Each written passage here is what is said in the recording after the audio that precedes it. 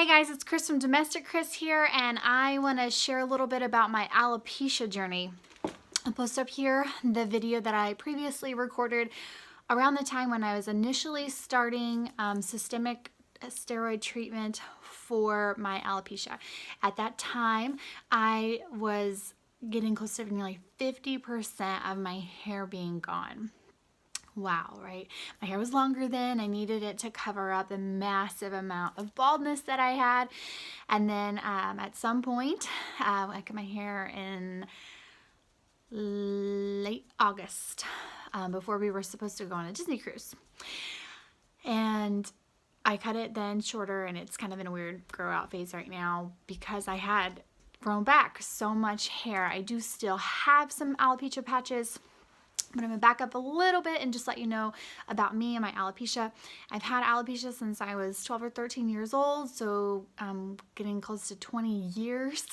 I've had alopecia at some fixer fashion, and it got very bad for a while after my time in the military and after a fire and some other significant life events, and my hair just got out of control. And then finally I was able to get connected with a new provider and get started on a treatment plan to grow my hair back.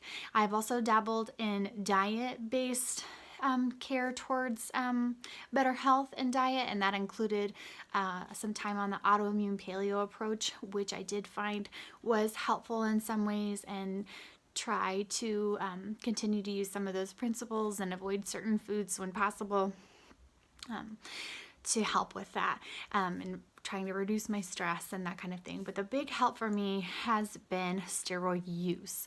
And we're not talking about anabolic bodybuilding type steroids. We're talking about, I did for a while, several months, receive systemic injections on a every 4-week basis. And that may have contributed some to my getting hurt during the marathon of 2017.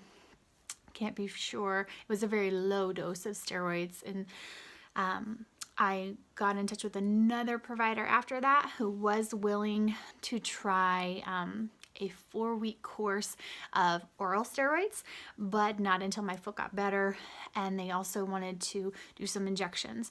At the time, I will show you some pictures, as well as if you watch that previous video, you will see that I had a significant amount of hair loss.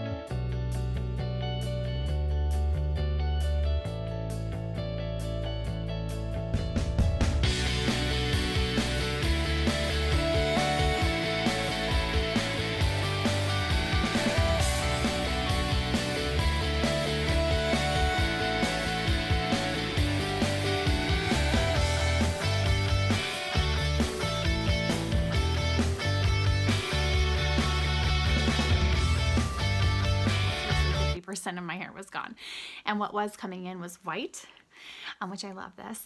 And anyhow, so it was an awful lot of hair to inject. So we did do some, and then once I was all healed up in last April, I started on the oral steroids for 4 weeks, 60, 40, 20, 10, tapering down.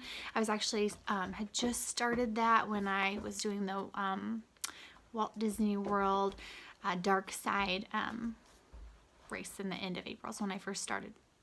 So that helped. I gained 20 pounds, which I've having a hard time losing still. I'm maintaining, but I did gain 20 pounds. And then I have continued since then, every 4 to 6 weeks, getting intradermal injections in my scalp. I was also using some Rogaine foam, and occasionally I would use a topical steroid, but that was really too greasy. I didn't like the way it made my hair feel, but the foam was great until around August when I got my IUD removed to start a family again.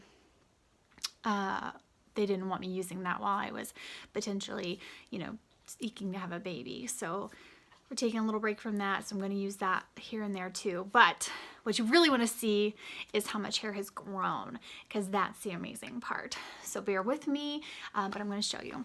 So up here, you can see this white area. I mean, in my hair, some of it's a little shorter. It's hard to tell, but I mean, this was all gone. It was all gone. I still have some here. I can feel it there. Okay, then over here, this was also all gone.